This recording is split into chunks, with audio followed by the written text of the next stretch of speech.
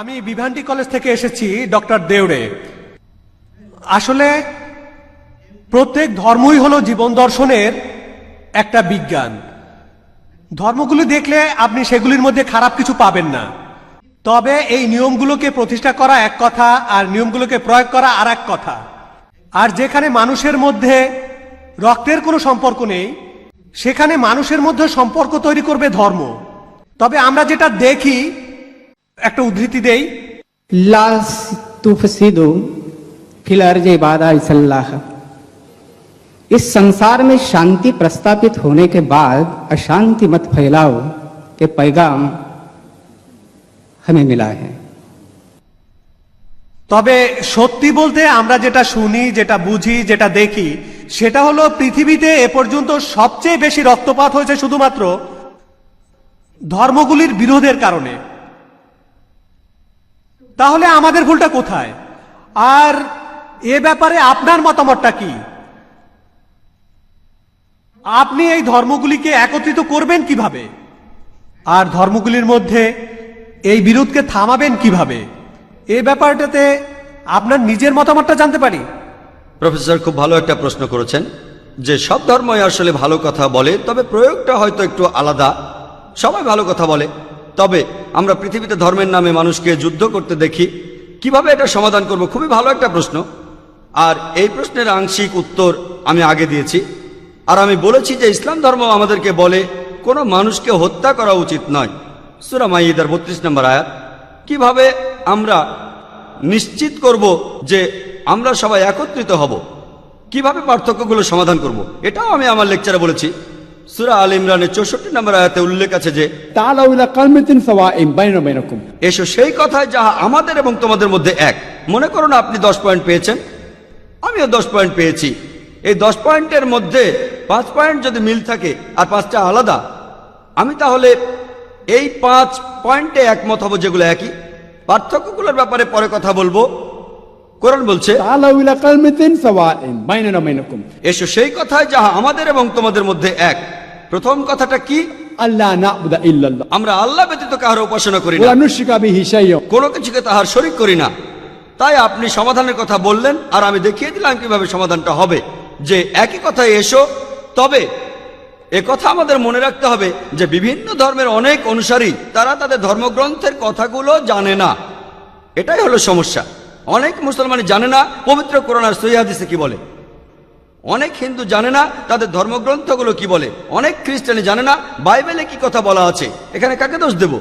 অনুসারীদের। তাই আমি বলি আপনাদের ধর্মগ্রন্থগুলো পড়েন। আমাদের মধ্যে পার্থক্যগুলো নিয়ে পরে কথা বলবো, আগে আমাদের সাদৃশ্যগুলো দেখি।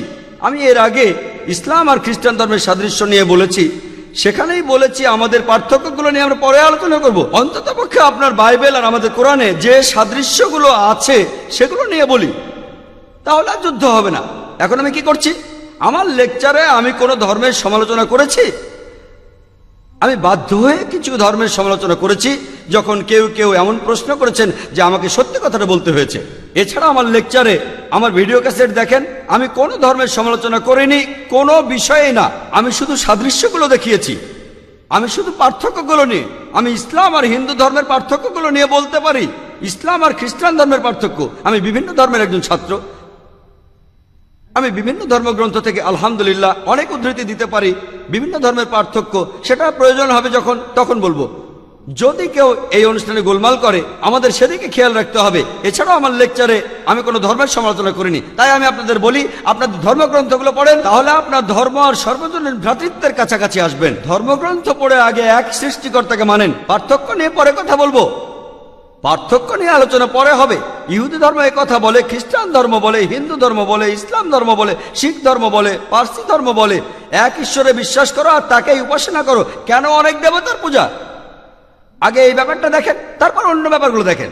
যদি আমরা আমাদের এই সাদৃশ্যগুলো দেখি, এমনকি যদি 10টার মধ্যে 3টা তো মিল খুঁজে পাই, অন্ততপক্ষে সেই সাদৃশ্যকে আমরা মেনে নেওয়ার চেষ্টা করি। অন্য ব্যাপারে একমত হই বা না হই সেটা নিয়ে পরে কথা বলবো।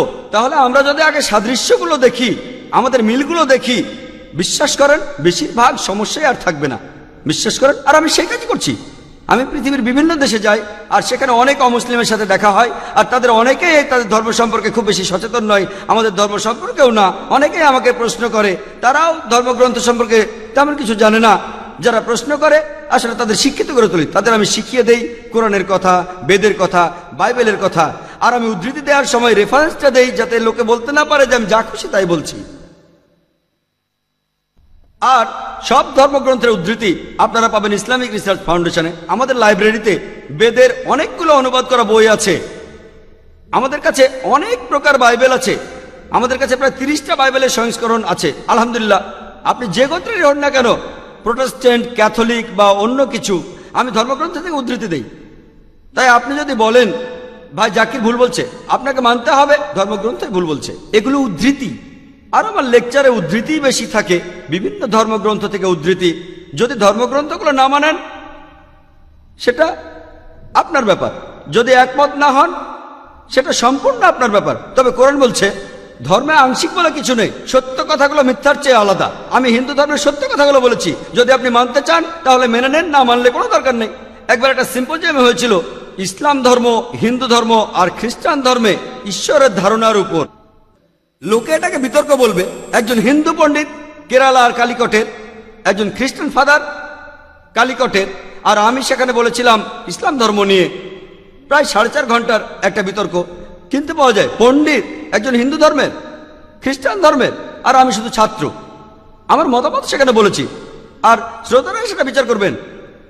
আমি সাদৃশ্য নিয়ে কথা বলেছি, তাদের ধর্মগ্রন্থের উদ্ধৃতি, এই অধ্যায় ওই অনুচ্ছেদ, এই অধ্যায় অনুচ্ছেদ। পৃথিবীর সব মানুষকে যদি একত্রিত করতে চান তাহলে সাদৃশ্যগুলো দেখেন, পার্থক্য নিয়ে পরে আলোচনা করা যাবে। আশা করি উত্তরটা পেয়েছেন। বেদ আর শাস্ত্র খারাপ না, কোরআনও খারাপ না, না বুঝে কথা বলা আর তর্ক করাটাই খারাপ। সব মানুষই মনে করে যে অন্য সবাই ভুল করছে। নিজের মনে নিজেকে প্রশ্ন করুন, আপনার ঈশ্বর কখনো খারাপ হতে পারে না। তাই সার্বজনীন ভ্রাতৃত্ব নিয়ে কথা বলতে গেলে আমাদের মধ্যে যে কথাগুলো হবে সেগুলোতে যেন কাদা ছোড়াছুড়ি না থাকে। কাদা ছোড়াছুড়ির উপরে উঠেই কথা বলতে হবে, কারণ কাদা ছোড়াছুড়ির উপরে উঠলেই সেই আল্লাহ তাআলাকে পাওয়া যাবে, পরমাত্মাকে পাওয়া যাবে। আগে গড শব্দটার অর্থ বোঝেন। গডের অর্থ কি? গডের এসব কিছুই নেই। জিওডি, যে সুপার পাওয়ার এই প্রকৃতিকে কন্ট্রোল করছে, তার এই প্রকৃতির 3টা অংশ আছে। জিওডি গড, জি দিয়ে জেনারেটর, ও দিয়ে অপারেটর, ডি দিয়ে ডিস্ট্রয়ার। এই প্রকৃতি আমাদের তৈরি করছে, প্রকৃতি আমাদের চালাচ্ছে, প্রকৃতি আমাদের ধ্বংস করছে। আমাদের তৈরি করা হচ্ছে, আমাদের চালানো হচ্ছে, তারপর ধ্বংস করা হচ্ছে। গড বা গডেসের অন্য কোনো অর্থ নেই, আর গড শব্দটার এছাড়া কোনো অর্থ নেই। আল্লাহ তাআলা এই গডের উপরে, পরমেশ্বর এই গডের উপরে, পরওয়ারদিগার এই গডের উপরে। অনেক ধন্যবাদ। ধন্যবাদ। আপনি আমার লেকচারটাকে সংক্ষেপে বলে দিলেন, আলহামদুলিল্লাহ, আপনাকে ধন্যবাদ। ঠিকই বলেছেন যে গড বলে আসলে কিছু নেই, সেটা আমি ব্যাখ্যা করেছি। আপনি হিন্দিতে বললেন যাতে করে যারা ইংরেজি বোঝে না তারাও বুঝতে পারে, আপনাকে ধন্যবাদ জানাই। আপনি সুন্দরভাবে বলেছেন আসলে গড বা গডেস কিছু নেই, আল্লাহ তাআলা, আল্লাহ সুবহানাহু ওয়া তাআলা সবচেয়ে বড়। আর আমি আপনার সাথে পুরোপুরি একমত। আপনি ঠিকই বলেছেন যে অনেকগুলো ধর্ম থাকা আসলে উচিত নয়, আমি একমত। অনেক ধর্ম থাকা উচিত নয়, কারণ পবিত্র কোরআনে সূরা আল ইমরানের 19 নম্বর আয়াতে উল্লেখ আছে, ইন্নাদ-দীনা ইনদাল্লাহিল ইসলাম। একমাত্র গ্রহণযোগ্য দিন আল্লাহ তাআলার কাছে যখন কোনো ব্যক্তি আল্লাহ তাআলার কাছে তার ইচ্ছাকে সমর্পণ করে। আমি আপনার সাথে একমত। যদি আমরা ধর্ম নিয়ে নিজেদের মধ্যে যুদ্ধ করি আমরা আলাদা হয়ে যাব। আসলে পার্থক্য থাকা উচিত নয়। আগের ভাই আমাকে অনেক কথা বললেন, শিয়া, সুন্নি, বিভিন্ন ধর্ম আর ধর্মের মধ্যে গোত্র। উত্তরটা দিতে পারি, তবে সময় লাগবে। এমন প্রশ্ন করলে করতে পারেন, আমি সেই প্রশ্নের উত্তর দেব। কেন আমরা পার্থক্য নিয়ে কথা বলবো? তবে ভাই আপনি ঠিক বলেছেন যে ধর্ম হবে একটাই জীবন দর্শন, সেটা হলো আল্লাহর কাছে নিজের ইচ্ছাকে সমর্পণ করে দেওয়া। যদি এটা বিশ্বাস করেন সর্বজনীন ভ্রাতৃত্ব বজায় থাকবে, যদি বিশ্বাস না করেন তাহলে বিশৃঙ্খলা চলতেই থাকবে। আশা করি উত্তরটা পেয়েছেন।